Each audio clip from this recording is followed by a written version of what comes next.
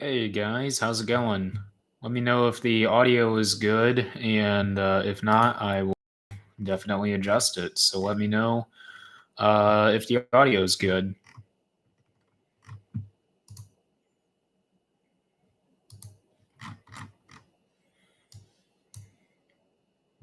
Audio good, guys? Awesome. Good deal. Alrighty. Well, I will give it a few here and let a few more of you guys get in here, and we will get started again.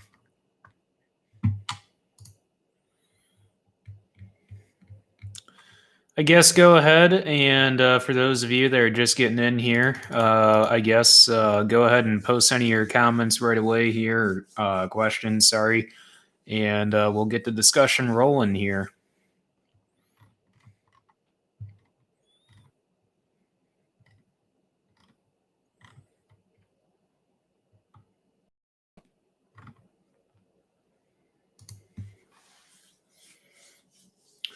So we did finish, well, actually, we started and finished replanting today. You guys will see that video tomorrow at 10 a.m. I'm going to get that edited here after the stream. And we went over to the river. Well, first we went over the shins, and Dad went over there with the 16 row and did that. Ooh, 48.30 on auction. That looks pretty nice. I'm on auction time right now, browsing at some stuff. And we went over the shins, and he took the 16 row over there, and there was 2.1 acres over there. At least that's what it showed on the monitor when he was done and pulling out of there, that we had to replant in that corner. And he went on over to the river then, and I followed him over there in a gator to drive out there and assess the areas that need to be planted with the 16 row, and which areas need to be hit with the 4 row, and got that all knocked out with the 16 row. Came back, ate lunch, and went over there again with the 4 row. And he headed on over to Dan's, and Dan's was marginal on whether or not he could plant that or not, just because of how wet that was over there.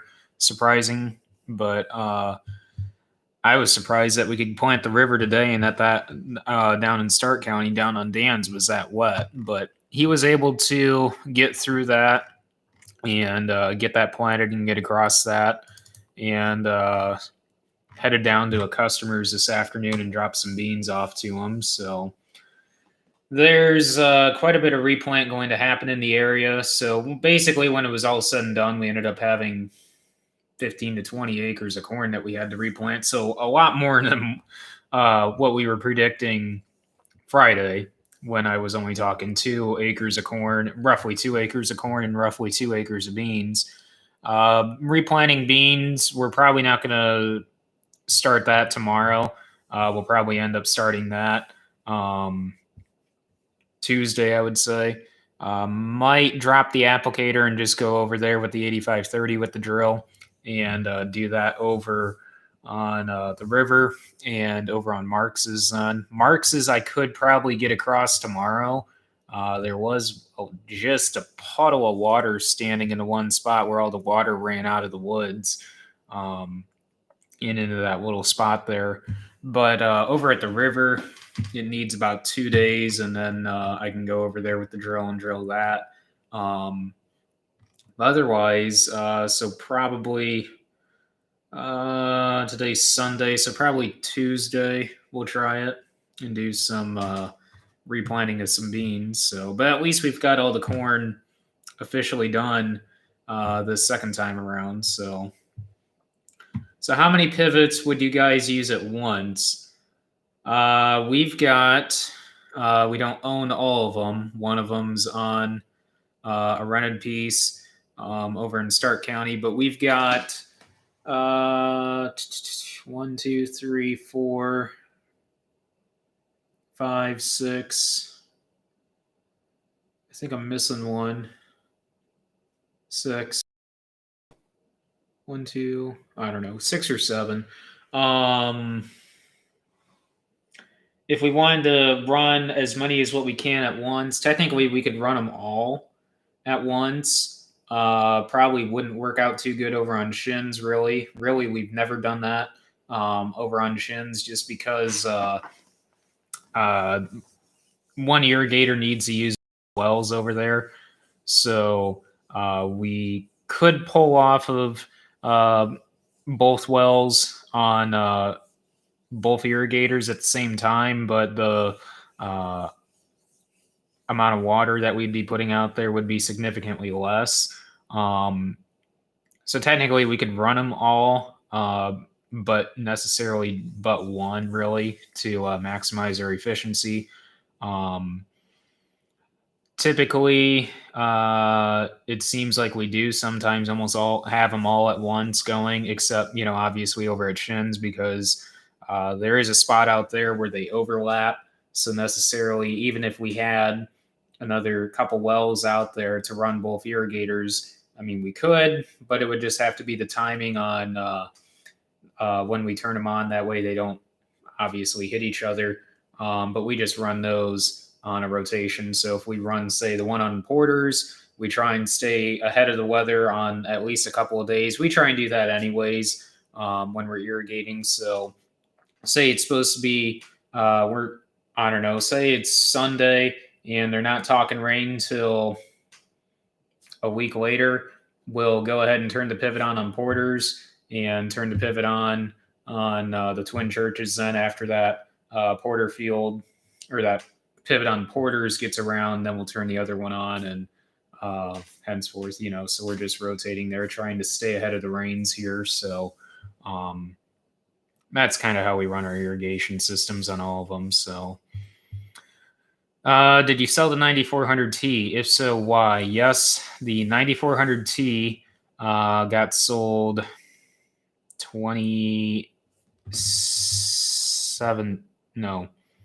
2018. I don't know, a couple of years ago. And we were actually, no, I started advertising that summer 18. And because that was actually the summer, if I remember right, yeah, that was the summer. Yep, we put tracks on it that summer. Put new some of the bogey wheels we actually had redone, and cleaned it up really nice. I don't know. I pressure washed the underside of it, which I will never do to another tractor ever again. That sucked. Unless we end up getting someday with a future shop a oil pit, then I would consider definitely washing the underside of tractors. But crawling out there, laying on my back, dragging my back across the stones, pressure washing, that sucked. I know guys in the area that do that religiously, and guys are actually 60, well over 60-year-old, 60, the age of 60 doing it, and I don't know. I'm not doing that. That's ridiculous, I feel. Um, but holy cow, I got Mason on here. Wow. Wow, haven't talked to you in a long time, Mason. Wow. Um, but anyways, back to the 9400T. Um, Yeah, we put new tracks, put not new bogey wheels. We did different. Well, necessarily they weren't new tracks. They were actually relugged tracks down from Richmond, Indiana, from DNS Tire, um, or what we call them, the banana people down at the National Farm Machinery Show. They're the ones that hand out the bananas all the time. So we put new tracks, relugged tracks, and we had the drive wheels done. Oh, I would say about 8. We had those redone the second year we had that tractor on the farm, which would have been around 2009 or 10. We had those redone, and we did start advertising it, I believe, that summer around July. And we went down to Indianapolis, and that basically in July, that's our Pioneer kickoff meeting. Basically, that kicks off the sales season for the next year. So basically, we go down there, and it used to be mostly about a lot of new stuff in the pipeline and talking a lot about the germplasm and research and development and stuff like that, which is really, really awesome. I love listening to that stuff. But basically, for the most part, it seems to be about 85% sales training down there, which it's all right, but it's not as fun as listening to research and development talks. Um, but I think 2018, Francisville, um, Tipton, that whole stretch through there, they were there was some talks, but basically we just wanted to see a different part of the country, and plus there was talks about stuff going on in that area, so we wanted to take what would have been 31. I think it would have been 31. I don't know. It's like slipping. I can't even think of the road offhand. I believe it would have been 31. I'm not good with the roads over east of here for some reason. Yeah, it would have been 31. We took 31 all the way down to Indianapolis, basically. And down in north central Indiana, down by Reynolds, is essentially Reynolds Farm Equipment, and right there along 31. And we swung by there on the way home because on the way down we saw a 9870 down there, and it had a folding auger on it, which typically it seems like there's not a lot of folding augers around here. Holy cow, Mason, you're like spamming the comments right now. But yeah, there's a folding auger on there, and typically a lot of combines don't have folding augers in our area. So we swung past swung into Reynolds on the way home because we were actually considering looking at a combine, and we were looking at that 9870, and I think I might have posted a picture on it a few times on Instagram, but it was a really nice combine. I think it had about 18 or 1700 hours on it, floaters on it, 1250s, 28Ls on the rear, power cast. I think that was about it. Oh, it did have the top flip up grain extensions on it.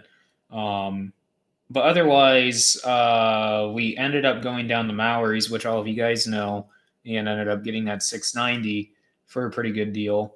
And that's, I think we sold the combine, or sorry, not the combine, the 9400T. And we had it sold, and we ended up selling that, or getting that delivered, I think, right after the first of the year. I believe that's when that all went down. I believe, if I remember right. I'd have to look back at pictures. That's basically what I go by on a lot of dates now, is just looking back on my phone on pictures. So, and clicking the date on when they were taken. So, okay, let's read through these comments because Mason like spammed it on here. Okay, so sounds good. Yeah. No, I know Josh wants to come on over eventually. But yeah, that'd be fine with me.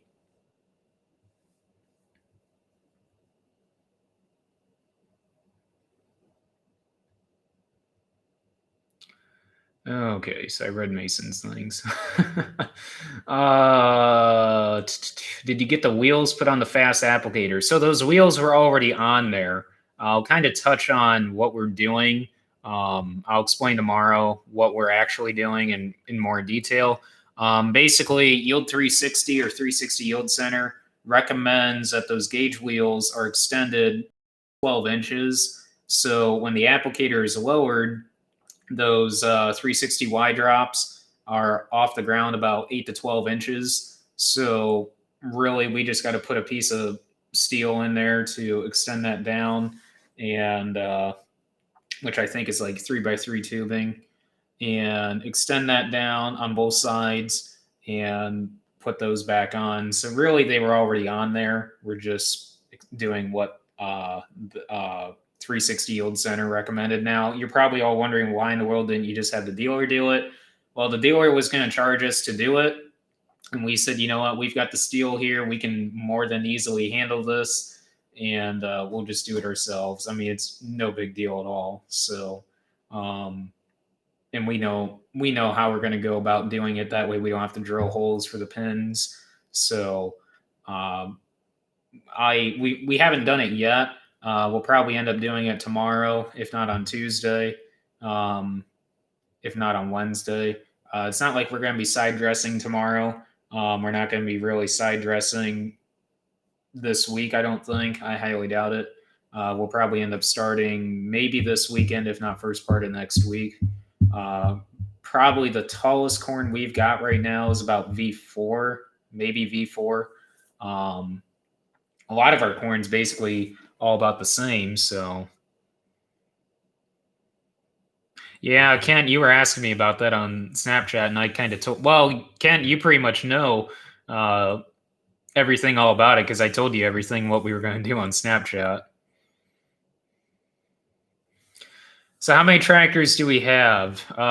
If I included 2 cylinders, we got the 8530, we got the 4650, we got the 4630, we got the 4430, we got the 4230, 4020, 730, 630, 530, Style G, Unstyled A, and the unstyled G pulling tractor. So 12. Yeah, 12 tractors. So why didn't we buy the 9870 STS? Well, see, that was just at that time we weren't necessarily we weren't necessarily ready to pull the trigger on buying anything. See, that was before the custom work kind of came about. The custom work came about literally right at the end of, well, literally right there at the beginning of December. And basically, we threw them the offer that we would do the custom work for them. And they were very, very happy to have us do it. And so then I think it was around December 5th. Yeah, 5th. We started looking for a combine then. And we went down to, where'd we go? It was south of Royal Center. We went down because it was on auction time, actually. Dad, I, and Grandpa, and a neighbor of ours, because our neighbor wanted to go with us and check this combine out. It was Walton. That's where it was. Walton, Indiana. So just southeast of Logansport. We all sat in a McDonald's there in Logansport 70 because by the time we were wanting to buy a combine, that 9870 we saw down at Reynolds was sold, which was kind of disappointing because that was a pretty nice combine. And one had, I think, around the same amount of hours. This guy, he raised a lot of seed beans, I believe for Pioneer even. He hard surfaced round bar concaves to harvest seed beans, which seemed awfully odd because that would make those concaves way more aggressive than what they should be for harvesting beans. But we weren't the one running the machine, but that was just our opinion by looking at them. Overall, clean machine, just we weren't willing to bid over a certain dollar, and it ended up going for, I believe, $25,000 or $30,000 over what we were wanting to bid. So it went back to the drawing board then, and we ended up looking some more for 9870s because that's essentially what we were thinking of doing is keeping the 9650 and running a 9870 also. That way, say, um, basically, I would be stuck in a 9650. Dad would run a 9870 and um, well, typically when we custom harvest, our crops and their crops are ready at the same time. We always put their crops over precedence over ours because, well, it's just what you do when you, at least for us, that's how we do custom work. So that way we figured if we had two combines, we could run, have me over there in a 9650 or one of us, it doesn't matter who. One combine over there cutting beans or picking corn, one of the two, and the other one over here doing either. And we figured that would be a good idea. And we ended up getting this S690 then down at the auction. And because we actually went down to Mallory's to look at another 9870 because that obviously fell through on Walton. And when we went down there, cosmetically, it was this combine that we went and looked at was not very good. Physically, as far as maintenance goes, and parts, it was in really, really good shape. It was just cosmetically not taken care of very well. It hadn't been washed for at least 2 years. There was literally a pile of rotten corn and beans on top of the rotor that was, I kid you not, this thick. And because I crawled down on top of the rotor because I knew it's like, that's going to tell me right away how long it's not had, basically how long it hasn't been washed. And I crawled down on top of the rotor there, and I'm like, wow, this thing has not been cleaned in a while. And crawled inside the grain tank because I looked inside the sample door there, and I'm like, there's some dirt in the bottom of this thing. This thing's picked some down corn. That was basically the year of a lot of the down corn, 2018. And we crawled in the grain tank there. I did first, and then Dad came in also, and he's like, holy cow. I'm like, yeah, this thing's picked a boatload of down corn. So we ended up passing on that. There was actually a boatload of 9870s there that we looked at. Mallory's themselves, they farm, and they had a 680 there sell for 112.5. And we're like, holy cow, S series seems to be going pretty cheap. They had a 2015 there with DEF, first year DEF, go for 180,000, I think, and that had about 12 or 1,500 hours on it, separator hours. And we ended up looking at, this was the only power fold combine there, that 690. We went and looked at that 690, and it was clean from top to bottom. I mean, cosmetically and physically, it was just unbelievable. Yeah, we had to end up rebuilding the feeder house, but that's typical. Feeder house, chain, and drum. But that's typical. Otherwise, I mean, cosmetically and physically, this thing was outstanding, and couldn't believe that they could let it go for that price. But we don't know if there was like issues there financially that they had to let it go. If it was one of those situations, it actually came out of that combine. It came out of Sykeston, Missouri. So, which some of you guys asked me if that's out of right. Did it harvest any rice? It might have.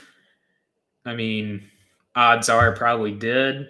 But as far as how much, it doesn't seem like if it did harvest any rice, it didn't seem like there was a lot because it didn't seem like there was a lot of wear and tear on stuff like what you would normally see on combines that have harvested rice. So, what do you use all of the 40 series tractors for? We have 0 40 series tractors on the farm. We have all, let's see, we have the 4430, 4230, and the 4630. We got a 50 series, a 4650, and then the 8530, which is the 8030 series. So, what would you get if you were to trade the 4650? Would you go with an R series tractor or an 8430 or 8530? Well, an 8430 or 8530 would be a nice replacement. My thing is if I were to, um, uh, I guess, upgrade the 4650, it would be something with the exact same horsepower as what the 8530 has, if not more. Only reason being is not because of the heavy tillage we do, because we don't do any heavy tillage. It's just to have the capabilities of a second tractor to handle the vertical till. That way, if another tractor is tied up doing something, um, we have the capabilities of a second tractor to do the same job. Um, Running grain cart also, I mean, obviously you need power there for a 13 to 1600 bushel grain cart. Not to say that we're going to get a 1600, but I'm just in the back of my mind thinking on a 1600 for overall use efficiency. For keeping up with the combine, basically. So stuff like that. I mean, 1300 to 1600 bushel grain cart on tracks would be nice someday, but so technically, like another 8530 would be nice, or anywhere between like an 8335R to say 8370R. Now that's necessarily, I mean, you could take like an 8310R and tune it, because essentially those are all the same engines. It's just a matter of tuning the basically tricking the ECM and reprogramming it. So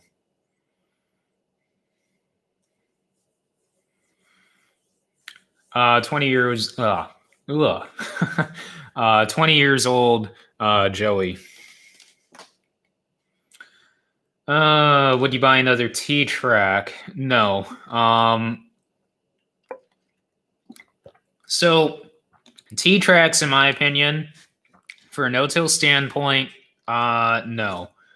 If you're doing heavy tillage or tillage, T-Tracks shine just because you're able to work the berms that those tracks make on the ends out a lot better than what the vertical till can. But like Justin said, or just asked about an articulated tractor, or say like an 8RX style. An 8RX style would be nice. It would be something that would be pretty cool to have, but not $540,000 cool.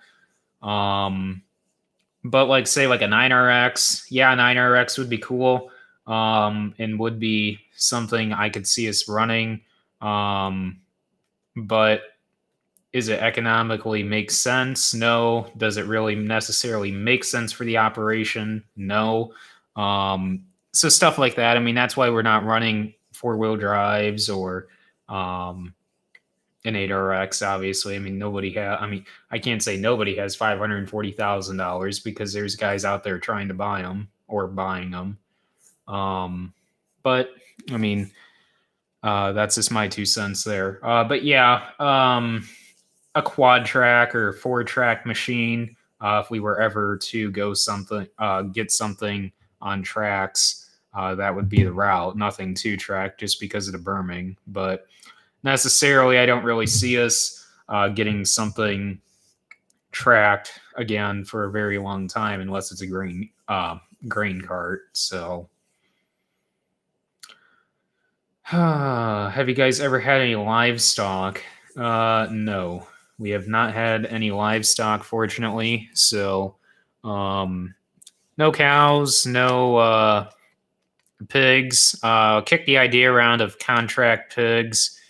Just kind of an idea Dad and I had in the back of our heads for a little while there for a couple of years, and it just, I don't know. It's just one of those things where I just don't know if it would really make sense to do. I doubt it. We would ever do it, and it's just one of those things I really don't think. After a couple of years of thinking on it and researching it and talking with guys on it, it just doesn't really seem to pay. I mean, it can, but the initial investment and having to pay it off for, I think, it's like 10 to 20 years, depending on how you do the payments, and then by then you'll be able to start seeing a return. but it's just one of those things that I really just, I, I mean, it's, I'm all for the shorter, quicker return on, like, the shorter and quicker ROIs instead of the longer investments, or long term investments, I should say, such as contract feeder pigs. So, um, and they seem to be a little bit more work. Not that it's I'm not up for the work. It's just the fact that it seems like you got to be with them almost every single day. I think what, twice a day you got to be out there, once in the morning and once in the evening, which isn't a big deal for about 35-40% of the year. But then there's certain times in the year where you'd struggle with that kind of stuff. And plus, it's just, I don't know. It there's a gray area, I feel, and yeah, you can succeed with it if you have the money lying there for the investment of the building. Um, but it's just, I don't know. Have you looked at any self-propelled sprayers? Well, that's kind of funny. I'm looking at some right now in auction time. Not to say that we're looking at buying one right now. I'm just kind of getting a ballpark idea on what stuff's kind of going for. So just to kind of stay in the loop on that, even though sprayers seem to be a premium item anyways to begin with. So it's just amazing how much sprayers go for compared to everything else. So how much longer until wheat harvest? Uh, hard to tell. We literally just got fungicide on it a couple days ago, Friday night. So gonna be a little while towards the end of June, first part of July. So that's when we'll start wheat harvest, or that's when wheat harvest will be. Would you go to a pull type sprayer for behind the 4630? No. Reason being, before the 4230, to be honest, I can't remember which tractor even pulled it because I was not around then, and I do not know which tractor for sure without asking Dad or Grandpa which tractor pulled the pull behind sprayer. But we did have a pull behind sprayer before the 4230. So essentially, the 4230 is a step up from what we had. To be honest, I don't remember the boom width. I don't remember the tank capacity. That would be something I would have to ask Dad on. But a pull type sprayer for our operation on where I see us going, I do not think that would be a good thing for us at all. Wow, 113.5. That is cheap. Well, 3,000 hours though. But something self-propelled for sure to stay with our self-propelled idea here, because technically I still consider the 4230 a self-propelled sprayer, but necessarily it is not classified, I guess you could say, as a self-propelled. I don't know. It is and it isn't. Whatever your take is on it, in my opinion, it is. But something 100 to 120 foot booms for sure, at least 1,000-gallon tank capacity, no more than 1,200, just to kind of keep the weight down out there. Front or rear doesn't really bother me any.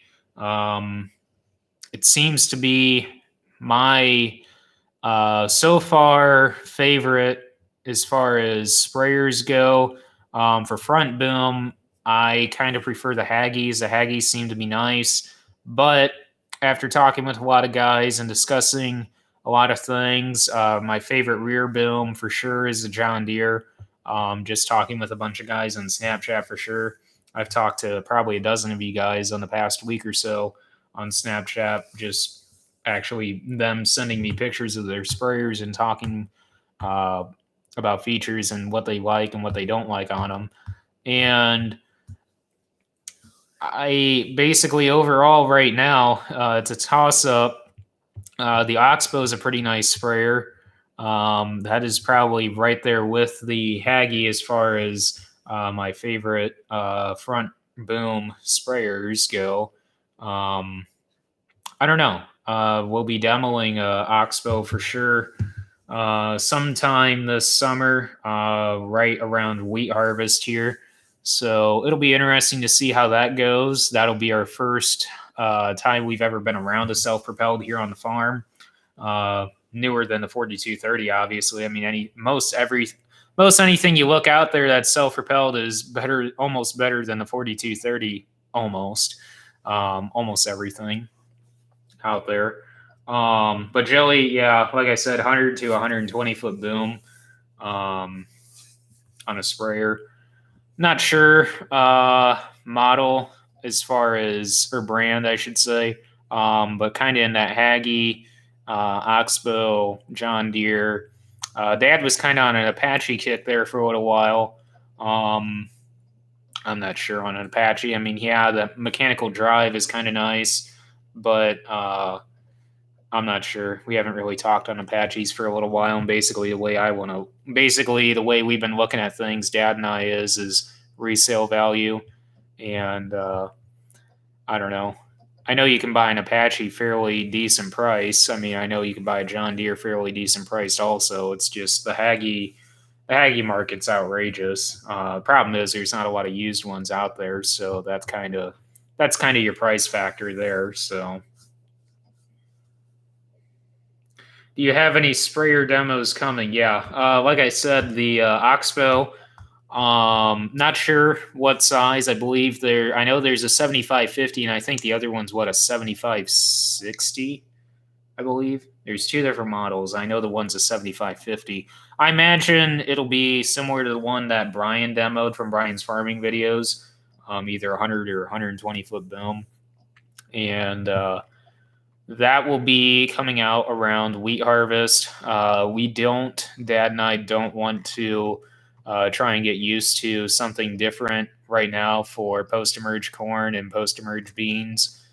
Beans, it wouldn't necessarily be a too big of a deal, as long as we start spraying. Basically, we'd have to use that Oxbow then on beans, from the beginning of spring beans to the end of spring beans. That way we're not putting two sets of tracks in the beans. With our sprayer with 60 foot, and who knows what this sprayer will have. It's either 100 or 120 foot booms. So we figure by messing with it with, say, just straight water, after we get done, say, spraying Roundup out there on the wheat stubble, before we go out there and drill beans. We're not going to plant beans. We're just going to drill double crop beans. We've never planted 30-inch row double crop beans before, and we're not going to try this year. But though that would be a good experiment, though. We might try that. I don't know. But yeah, so that's kind of where I'm at on sprayers right now. I don't know. Definitely want to do something next year, though, even though that was kind of what we were planning on doing this year. But then the plans kind of changed there, and then the grain market changed plans even more.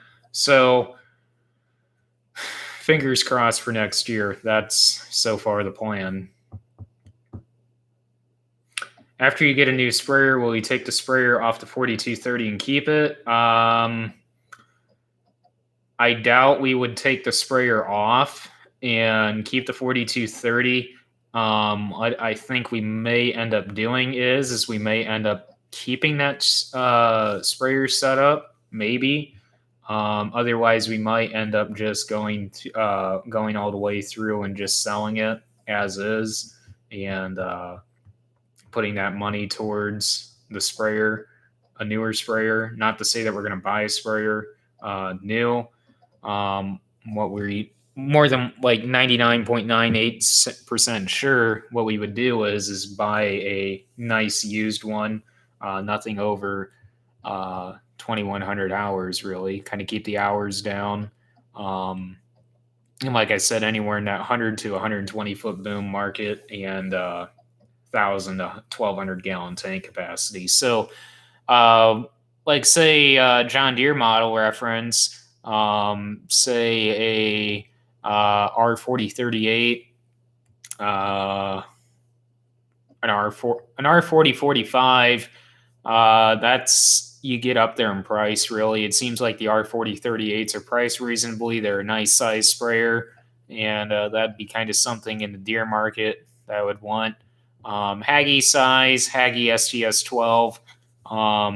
Oxbow size, I believe it's like the 7550 is a smaller model, and that's what I would want. Because I think the second model, I think it's like a 7560. Don't quote me on that, but it's a 1,600 gallon tank, and that's, in my opinion, a little too much weight out there to be driving around with. So I bet you are glad you aren't a pig farmer. Well, I think there's two different things out there. Is well, not two different things. There's many different things that you can do raising pigs, but with contract feeding, you're more locked in on a price, so necessarily you're not hurting as bad. But yeah, I'm glad I'm not farming or raising pigs. So, are you still considering a podcast? That's an idea that's still in the back of my head. I'm not throwing that idea out by any means. Might be something I look into next year or the following year. We'll just see how YouTube continues to go here. I know it's been slow going, but I know it's been slow going for a lot of people. I've been talking with Alex and Ron, and they were talking about how views have been down lately, and it seems like the views have been down tremendously across a lot of channels here. Not all, but most. So we'll see how YouTube goes. I mean, I'm not going to quit by any means. It's just one of those things that I'm not going to dive into a podcast also unless I had the view backing. So basically, it's just I want to have the audience on here on YouTube. That way, if I do end up starting a podcast, you guys basically, that audience will follow. So I don't want to start a podcast with a small audience. I kind of want to be able to have close to 100,000 on here before I kind of start looking at a podcast. That way I've kind of got a decent sized audience that will follow over to that podcast. Not to say that if I start a podcast now, I'm not going to get more subscribers on both ends of it, on say subscribing to the podcast and subscribing to the YouTube. I'm just saying I kind of want to have a decent viewing on the podcast before I go out and start making one. But yeah, that's definitely something I'll consider though, because I know a lot of you guys really enjoy these live streams and have been wanting me to make a podcast. So would you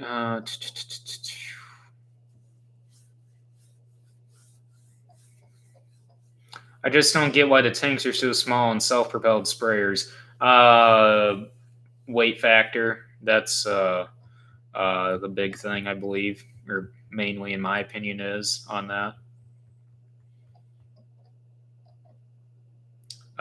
What kind of truck do you have? It's a 2013 F-150 XLT Texas Edition. The reason why I say Texas Edition is because it is, in all honesty, Texas Edition truck.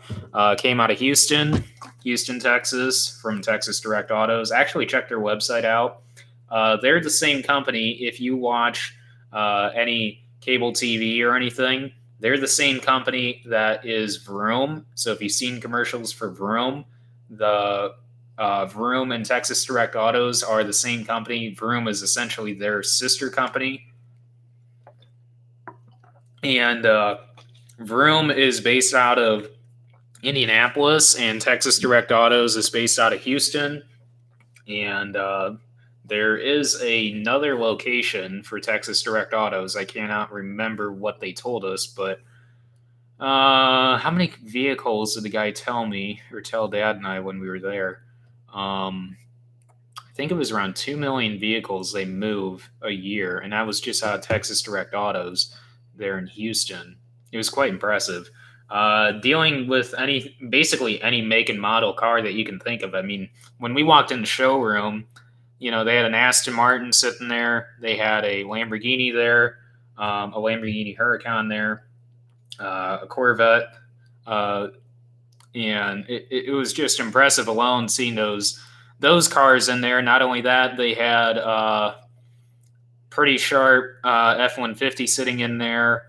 They also had an Audi in there. What else are they? I mean, basically just their top of the line cars, show cars that they wanted to show off in the showroom, obviously, hence showroom. But their lot, I don't know how many acres. I can't even remember how big their lot was, but it was pretty cool. They actually have their own literal bay for, just like any other dealer, but it was more impressive than any other car dealer we've ever been to. Mechanic bay and wash and detail bay, both separate, which was pretty impressive. But 6.5 foot bed, toolbox in the back is weather guard, and then a lot of guys have asked me about the tonneau bed cover I have. The tonneau bed cover, believe it or not, it does increase fuel economy, which that wasn't the main reason I got it. The whole reason I got it was essentially a landing pad for the drone anywhere I go until I learned to catch it with my hand. Which I'm serious, I do catch it with my hand. It's actually pretty simple to do. I mean, if any of you guys are looking to figure out a way to land your drone better, definitely look at catching it with your hand. It's just so simple to do. But anyways, that's kind of the whole reason why I ended up getting the bed cover, was essentially a portable landing pad for the drone wherever I go with it with my truck. The green truck essentially has a 12-foot flatbed, so essentially a giant 12-foot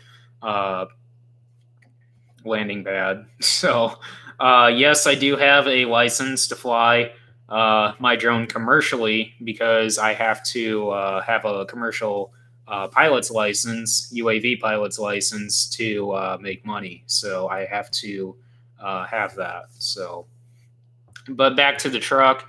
I had around 8,600. Well, I had 8,600 miles on it when I got it, and it just turned over 50,000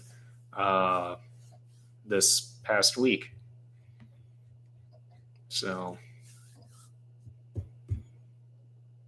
really clean truck. That's why I got it, because low miles, really good price, and no rust. And I've taken really good care of it for rust. That way, it's going to last me a long time.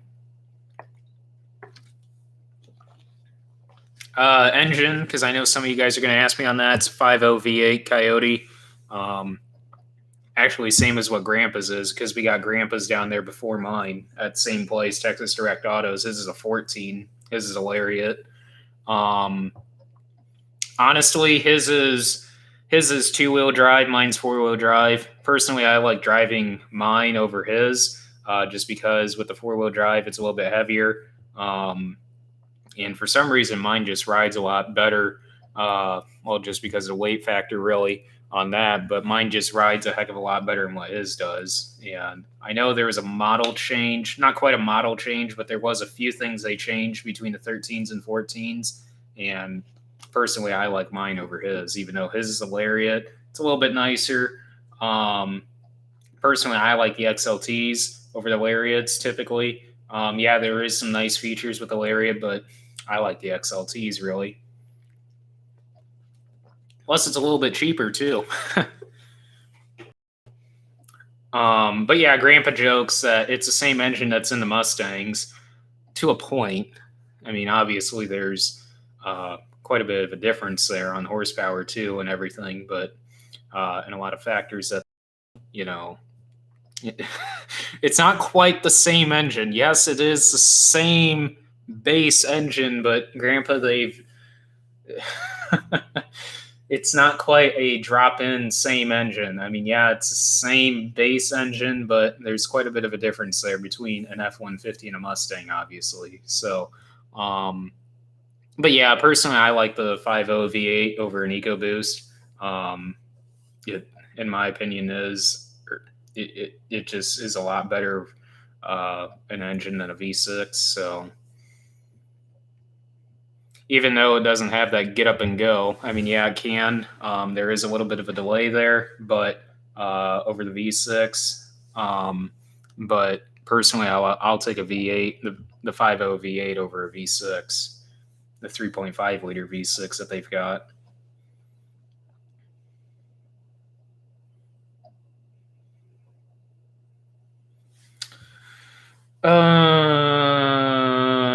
Do you plant tomatoes? Um, no, we ourselves do not plant tomatoes. We rent out ground for tomatoes.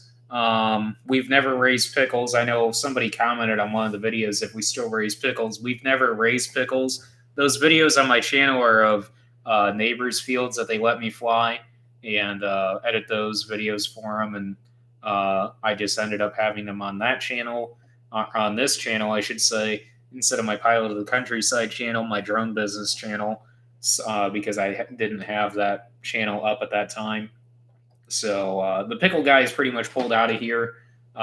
They went south and east of here, so and a little bit west of here also. So, but tomatoes, yes, we do run out ground for tomatoes, but we ourselves do not raise tomatoes. So no, we do not raise tomatoes, but our ground does. I'll go scrolling back through here on the comments and see if I missed any of your guys' questions on here. Yes, I know I neglected to do a discussion board thing for this live stream. I'll try and remember to do that for the next one. Next stream will probably be, again, next Sunday night. So...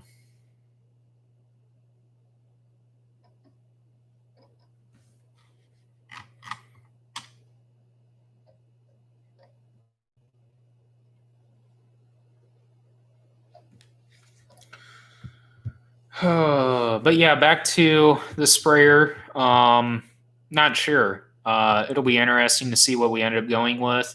Personally, I'm kind of leaning towards a John Deere R4038 overall, just because of price. I've heard a lot of good things about them, and just overall, a really nice sprayer, it seems like. So, I don't know.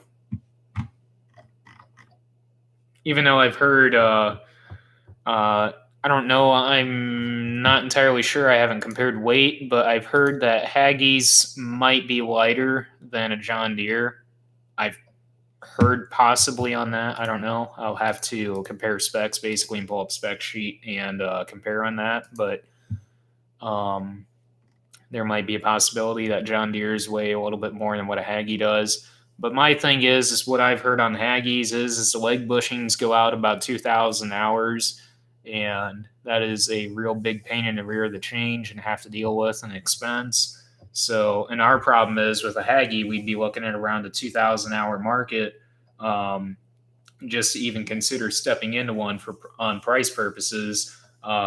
Whereas a John Deere, we can look into one around the 1,200 to 1,800 hour market and step into the same sprayer, essentially just a little bit different as far as booms and crop clearance goes, which in my opinion on crop clearance on a sprayer, yeah, I would like the ability to do our own high clearance spraying as far as late season goes, especially like fungicide and possibly do wide dropping later on too.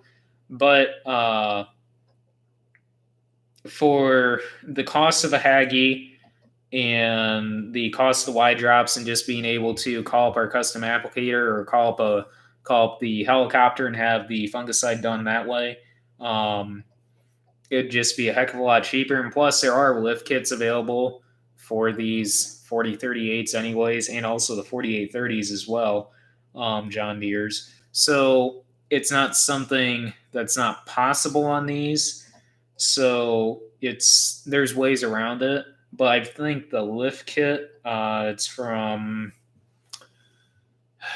Simmons Innovations, I believe it is. when I looked this up. I believe after I talked to some people that have done it, I think it was around $15,000. So that would be something long term that we'd be considering doing. So it's not like we're going to go out and spend $180,000 on a sprayer and turn around and put a lift kit on it, turn around buy Y drops. You're talking, for, well, I think Y drops for a sprayer run about 750 a row. So 750 times 25, you're talking almost 20,000 there, $18,750. I mean, I imagine they run a rebate thing on that too. And also there's probably a sale season, so you can probably get those around 650, 700 probably a row. But then also you got to look at, the lift kit, so that's an extra $15,000. You're almost looking at another $35,000 on top of that, and so you might as well go buy a Haggy if you're going to go off and do all that. If you can buy a sprayer for $180,000, that is, which it's possible. I mean, I'm actually looking at quite a few sprayers down south of 200 because we're not looking at buying something over $200,000. So there again goes back to buying the Oxbow. The Oxbow, I believe, is $335 or $330,000. That is completely out of our market by a long shot. So no, we wouldn't buy that sprayer even if when we get the chance to demo it. We even told them that we're not gonna buy it, but they don't care. They really want us to try it anyways. And plus, there's always a used market for them. So I don't know how much they are on the used side of things. I mean, who knows? They might have one in that has 1,600 hours on it and for a decent price, but I don't know. It'll just be interesting to see how that market goes. So I'm not, it's not like we're buying a sprayer tomorrow. So, well, I'll go back through the comments again and see if I missed any of you guys on here. If all else, it seems like this stream might not get run as long as the other ones just because of how the comments are going on here. You guys are awfully quiet tonight. We may just end up running this stream till about 9:30, which is fine by me because I still have to edit that video for tomorrow for you guys. So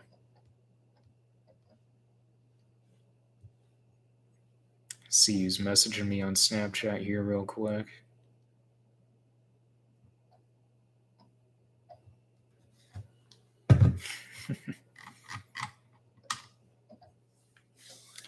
Yeah, you guys are awfully quiet on here. Well, I guess we might end up moving this back up to 9:15 now if you guys are going to stay quiet on here. What is the horsepower on the 690? 543 horsepower.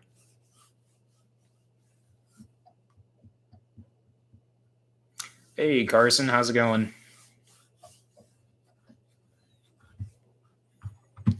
We'll run this unless we get going here on some more discussion talk here. We'll 9:15, 9:30 unless, like I said, we get going on some discussion again. Have you decided on what planter we will get? To elaborate on that, corner beans. Have you found a 40-foot draper? Yes. Found one. Found two, actually. One that was brand new that Glasscock was trying to sell us. And a used one down literally about an hour from us down at Castonia's. There's a 40-foot 2018 FD140 for sale. So we've got some options there, but we're not looking at doing any right now. Not doing any purchases as far as that goes right now. We were, but since the like I said about the market, until the market kind of picks up a little bit here, we're not looking at doing anything. So as far as a bean planter goes, time will tell on that. I doubt we'll go 15s. I doubt we'll go 20s. Right now, I'm really leaning hard on the 30s. We'll just see how 30s go, especially with weed pressure. I mean, that's my biggest concern right now, and so is Dad's, is the weed pressure.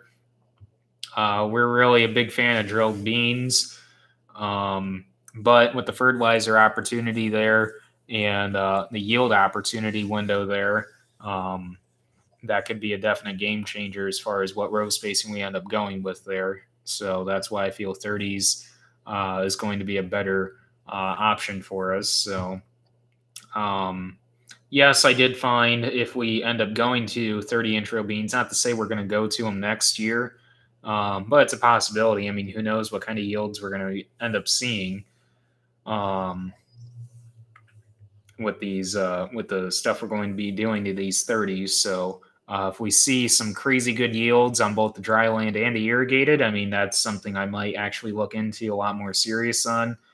Is purchasing a 16 row 30 1770 CCS planter that I have my eye on up in Minnesota. As far as a 24 row, I we won't be doing anything with a 24 row for at least 4 years yet. That's a 4 year out purchase thing. Um, that's why, as far as precision planting upgrades go, we're kind of keeping it low on our planter. Not to say that we don't hardly have anything on our planter as far as precision upgrades go. I'm just saying that from going forward here or going forward right now, we're not going to be putting on V drives on this planter, putting uh, Delta Force or any other precision planting upgrades that we're considering on this planter, only because I'd rather save that money and put that towards a 24 row and do a complete. Because basically, when we get a 24 row, we're going all out right away because we already know what we want to do to build the planter that we want. So, say we'll buy the 24 row used. Obviously, we're not going to go out and buy a new one. A nice used 24 row, strip it down, put row cleaners, 2x2x2 setup on it, Delta Force, electric drives, all of that's going to be done in one shot. So it's going to be a pretty expensive build. So it's basically just trying to find a good deal on a 24 row, a nice 24 row that we can strip down and do that all too. So what are crazy good bean yields I consider for 30s? Basically 80 to 100. That's what I consider crazy good because 65 bushel beans seems to be the barrier for us on irrigated. We can't seem to get anything higher than 65 on irrigated and dry land. If we have some on our better dry land fields that we raise beans on. So what do you think of having tracks on a planter like Millennial Farmers? I like the idea. The only thing I'm concerned about is running tracks off the planter. A neighbor has not the same track design as what Millennial does, or Zach, I should say, does. I think his are Sousy, however you say that, on Zach's planter. And there's a neighbor south of us here that I don't know what track design he had, but he had a terrible time and would run him off the planter a lot, especially on the road. Couldn't seem to go over 12 mile an hour, I believe he told me, down the road. And if he went any faster, he'd end up running him off. Had issues out in the field also of running him off. Not sure if that's just a brand thing or if that's or a styling thing on tracks, or if that's something common in all markets there on tracks or brands, I should say. But I like the idea. One thing I would want to do though on a 24 row, and also consider doing it on the 16 if we end up going to a 30-inch row bean planter there, would be the weight distribution kit similar to, basically exactly what Larson's did on Chet's channel. So that's something I would definitely do. I like that. I like that concept of doing that to kind of help distribute the weight a lot better across the planter. So Was the fast side dresser your purchase or the farm purchase? 100% my purchase. You can find some good deals on some R4030s, yes. On the R4030s, you can find some pretty good deals, and the R4038s. The only thing I don't like about the R4030s is because they are 800-gallon tank capacity, and that's essentially exactly the tank capacity of what we've got on our sprayer setup right now. I want to increase that going forward, so that's why we would look at that R4038 market. R4045 is a whole different price tier market. Yes, I like the idea of having 1,200-gallon, but I feel 1,000-gallon overall is just a nice easy tank size. High speed on the 24 row, necessarily no, especially with the acres we farm.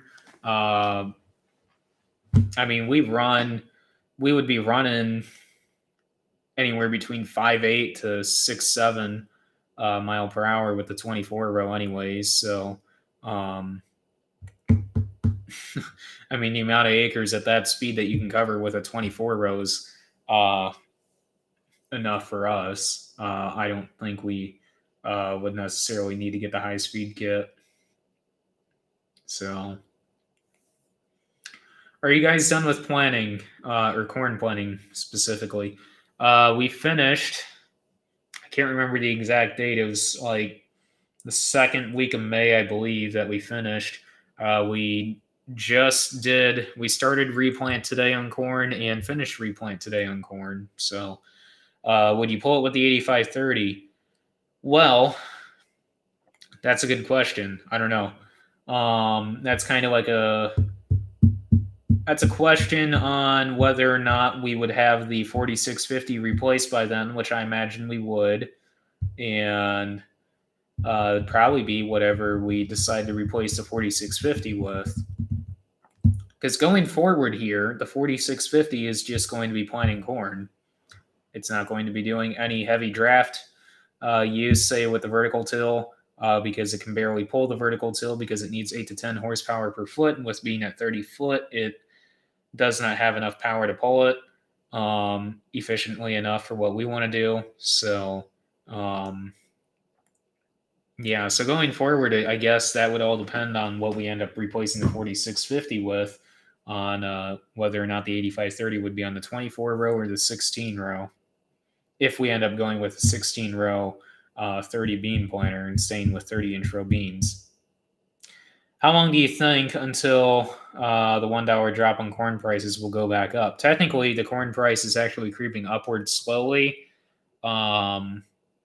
due to increase in oil demand here, and ethanol demand's coming back very slow. So I don't know. It'll be interesting. I know in my opinion and Dad's opinion also, we're going to be in this slump for about 3 years, I feel. And it's not like ethanol demand's going to come right back instantly. That's going to take many years to get back to where it was, unless something changes here. I don't know. But really, it's this corn demand. We got to figure out a way to increase our overall corn usage to get corn demand back up. So that's my 2 cents on it.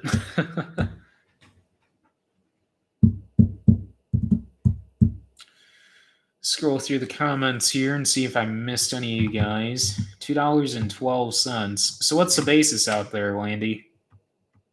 I haven't checked basis here lately on corn or beans. I haven't really been paying too close attention to markets here, really, just because haven't really been wanting to watch it lately. How do I say, or how exactly do you say your last name? Werner, Werner. Some people think it's Warner with an A. It's Werner. I don't know if that sounded any different there, but it's Werner, not Warner, even though that's what some people try and pronounce it as, thinking that it has an A in it, even though it's Werner.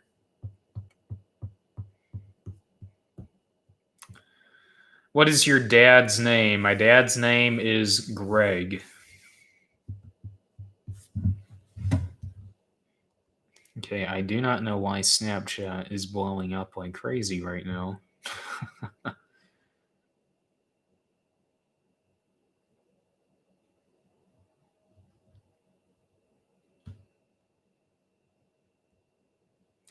So, if any of you guys are interested, I know there's about 50 of you guys in here right now.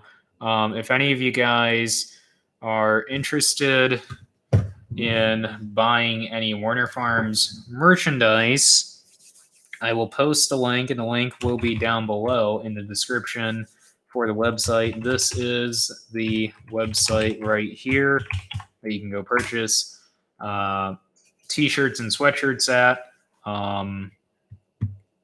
There is no space there. I don't know why I put a space there after the Werner Farms and the IN, or between the Werner Farms and IN there, but all one word there, wernerfarmsin.com. And you can guys purchase t-shirts and sweatshirts there. I will have hats and other merchandise there eventually later this year. And also, if you guys want to follow me on Snapchat, here is the Snapchat, and same for the Instagram. Both of those links will be down below as well. So if you guys aren't already following me there. But yeah, on the 24 row idea, I mean, that's just one of those things that it's going to be a 4-year out thing yet.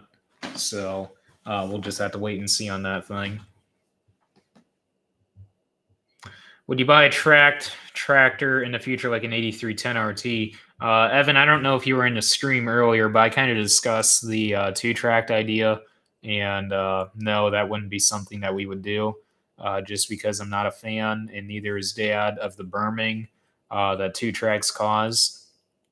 So, in a heavy tillage or tillage environment, yes, but for our no-till standpoint, no.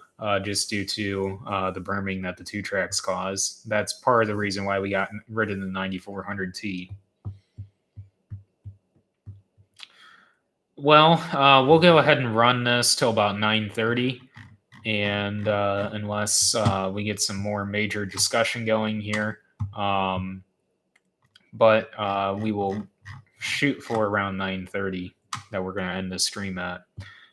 Be sure to give this stream a like, and I will have the discussion board for the stream, or for the next stream, sorry, out sometime later this week. I know I forgot to do that for this stream, but I will remember to try and do that for next Sunday stream. Would you go to a Case or a Great Plains planter? Probably not. Personally, I'm not a fan at all of Case planters. No offense to any of you guys that run Case planters, but I'm not a fan. Great Plains, I doubt it. I've looked at those quite a bit down at the National Farm Machinery Show just because of them getting into the planter market more. I doubt it. More likely, we just end up staying with John Deere. Mahindra question mark. So you're asking if are we going to be ever trying a Mahindra or looking at Mahindra, if I'm even saying that right. Which I know what I know what Mahindra is. I'm just not entirely sure if I'm pronouncing that right. If that's what you're asking, no, I don't ever see us running a Mahindra. Again, I'm not entirely 100% sure if I'm even pronouncing that right, but yes, I know what Mahindra is, though.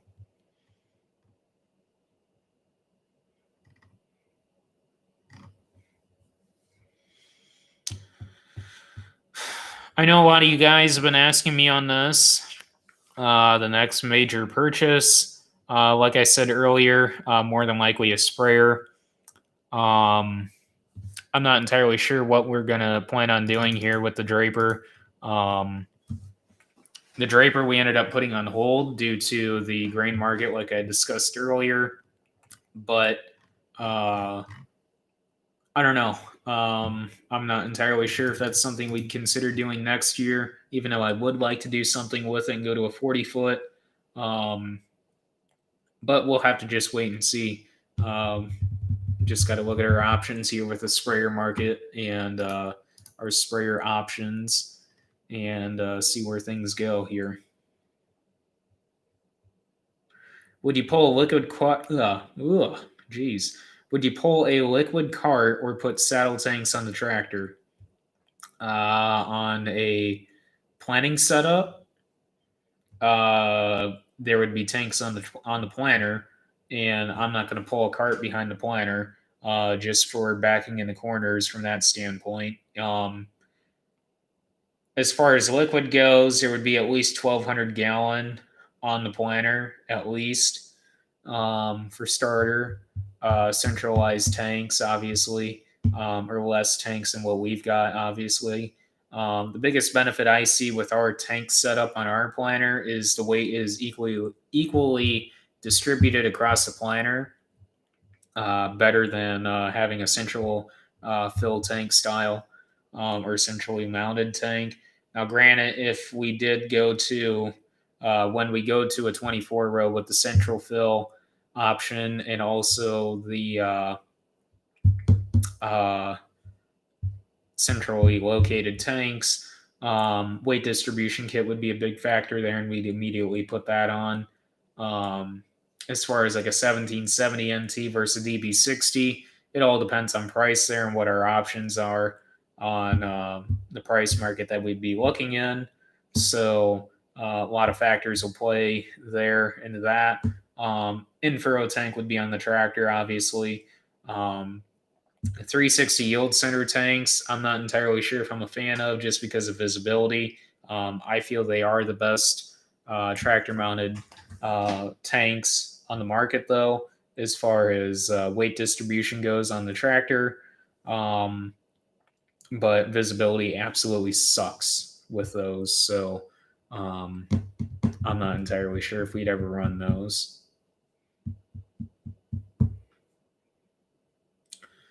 Well, we'll go ahead and shoot for 9:30 here, just because of how discussion's going tonight, and how you guys are in the comments. You guys are kind of up and down here on the comment scale here. So we'll shoot for 9:30. Next stream will be next Sunday, and next video will be releasing tomorrow at 10 a.m. And next video then after that will be Tuesday, 10 a.m. and probably another one on Wednesday then. How far do you see your YouTube going for sub and view count? I see people commenting like hi from all over the US and sometimes from other countries. I'm not sure. I mean, like I said earlier, I talked with a few others that I'm friends with and talked to quite a bit about views being down. And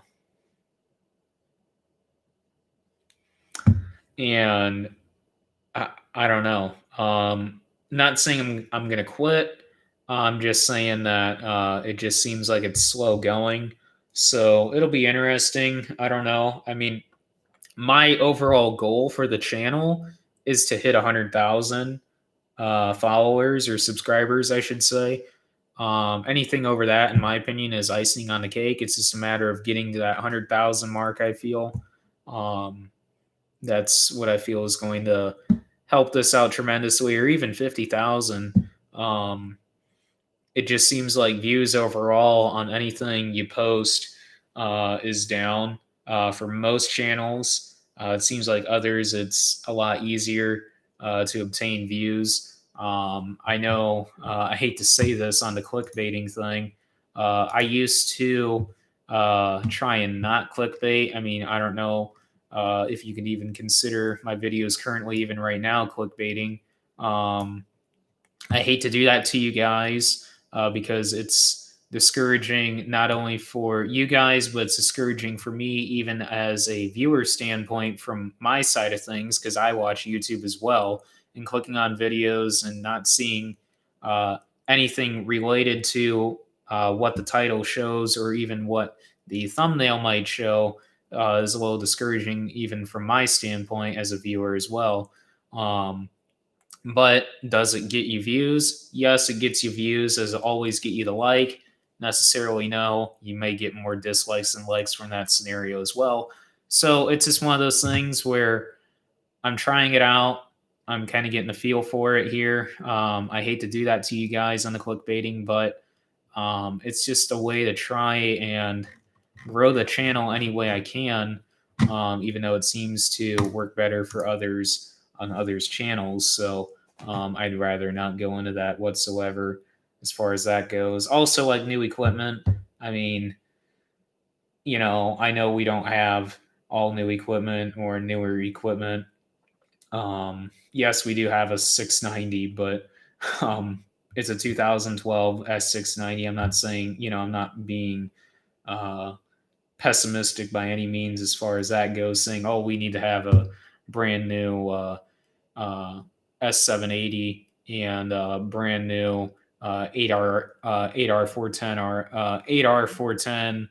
I can't even say it, 8RX 410 with a brand new 1775 24 row high speed, fully loaded with precision. I mean, that's just not an option for us just because, we don't farm, a few thousand acres and have the capabilities to have that kind of capital laying around. And we don't own all our ground. The majority of our ground's rented, where, it's basically two thirds, one third we own, two thirds we rent. So that's kind of our ground scenario at this point. Yes, we are looking at expanding more by purchasing more land eventually here over the years, but um, it's just grain markets playing the effect there, and also opportunities and stuff like that get kind of wiped out of your path there. So it's just a lot of things that you got to look at there as far as a economic standpoint and also a business standpoint, because basically farming is nothing but running a business. So, I mean, you got to look at what's beneficial for your business essentially. So, and from an economic standpoint, that's going to overall increase your ROIs and stuff like that. I mean, I hit on this every time we do a live stream about talking about ROIs and what's best for the farm and going forward, where we're going to end up taking things and what we're experimenting on and what we're trying to increase. And um, yeah, so I feel that could deter or put me in a different class of views as far as that goes, because my channel doesn't show a boatload of different equipment for you guys. It's more showing day to day life and talking from an agronomic standpoint, trying to educate you guys more directly on what we're doing instead of showing you guys a boatload of new equipment. So, I feel that's where YouTube algorithm and Google algorithm kind of puts me in a different view standpoint. So that could be why views are down there as well. But it's just interesting stuff like that. I mean, I don't know. Like I said, I've talked to Alex Rush. I'm good friends with him. I talked with him quite a bit on Snapchat and also Instagram quite a bit, and text him quite a bit. And Ron and I talked quite a bit, and we were all saying we're all in agreement about views being down overall. Alex and Ron both think it's due to everything that's going on lately since February, which I feel does play into effect. I don't know though. It seems like others seem to excel a lot more than our channels do, but I don't know. I don't know. We'll see where it goes. We'll just see how things go. We'll see how this year progresses. I'm not saying I'm going to quit by any means, like I said. But it's like talking about the podcast. Well, why don't you do a podcast? Well, I don't want to get like a whole bunch of irons in the fire with my current view thing. Yes, merchandise was probably a little early on that on my view count, or not my view count, but overall my following. But the merchandise was more for family and friends type deal that been wanting me to design something out. And plus, I want to actually get a logo. And plus, with the logo, that would go on the videos and stuff like that. And I figured, if I've got the logo, go ahead and get the merchandise going. And so far, that's been pretty decent. So I'm going to definitely keep up with that for you guys. So yeah, significantly down for me. I mean, it's surprising. I don't know. Like I said, it's for some channels it doesn't seem to have any effect on others. Like mine and Ron's and Alex's, I mean, it just seems to be way down, and it's a little discouraging. Um, but I'm definitely glad other channels are excelling the way they are and getting the views they are and growing the way they are. It's really good. So that way, it basically means that the ag community is growing every single day more and more, which is good. So. What do you think of a three? Let's get back on track here as far as discussion goes. What do you think of a 3-point hitch planter like O'Neill Family Farms, or uh, if I butchered this, I'm sorry. I think it's uh, Guden Farms down in Mississippi. I follow him quite a bit on Instagram and talk with him a lot on stuff they do.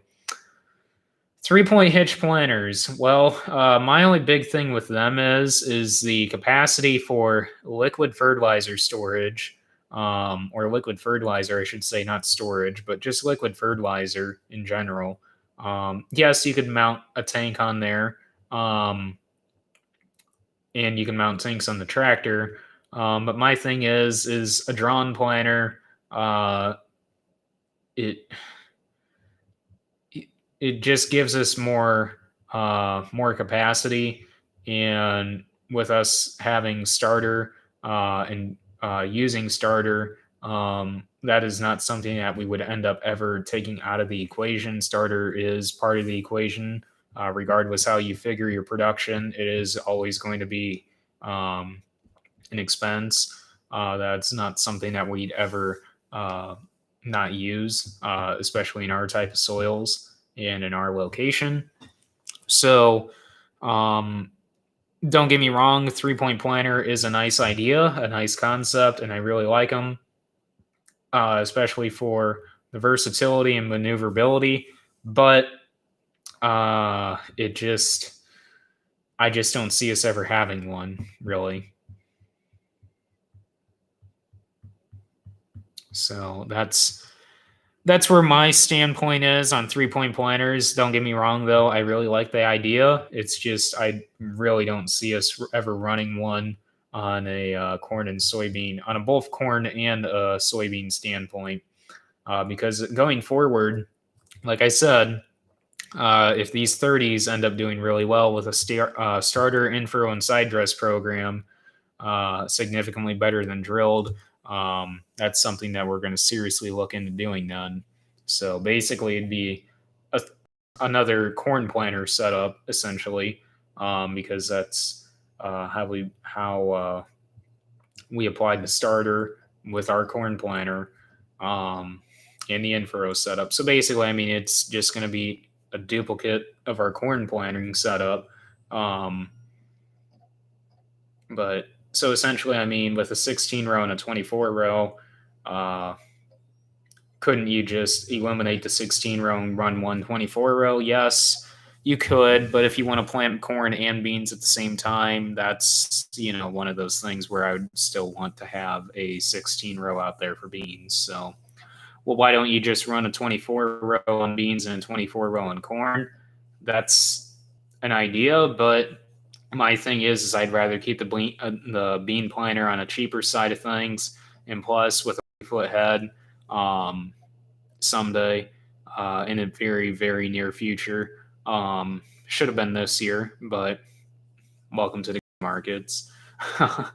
Or thank you to the grain markets, really. It would work out really well having a 40-foot bean planter and a 40-foot draper. So the 24 row, the big thing is also it's not just covering acres, really. It's more use efficiency with our corn head. With it being a 12 row going into a 24 row would be a heck of a lot easier. And also split planters would then again be another option for us again, because we can't really do a split planting setup or a split planting comparison with our 16 row with us having a 12 row head. And we've had no issues harvesting with a 12 row head at all with a 16 row planter by any means, especially with us having RTK guidance on the planter. And we have RTK guidance on every system that we've got. We've only got 2 systems, but we've got RTK system or an RTK set up on both systems. And so, but it's just stuff like that that you got to think about. So that's why we would go 24 row and 16 on beans and corn, or corn and beans, sorry. So that's if 30s work out. If 30s work out, that'd be something that we would do. If not, it's back to the drawing board really on beans. I don't know. We'll go from there really after this year. Well, after this fall, really. So, well, it is 9:32. We're going to go ahead and end this here.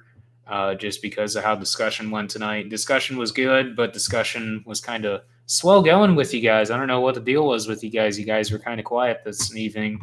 But next stream will be next Sunday at 8.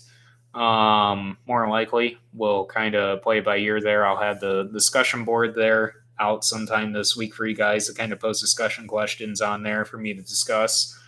And I guess thank you guys for watching. Thank you guys for tuning in. New video dropping tomorrow at 10 in the morning Central Time. And new video Tuesday, more than likely new video Wednesday. And it's going to keep on cranking out the videos going forward then, because things are picking back up again, just because we're starting to get into side dressing and starting to get into a little bit more spraying now. And wheat harvest is not too far out. So I will catch you guys in the next stream, and I will catch you guys in the next video. Thank you guys for tuning in, and thank you guys for watching.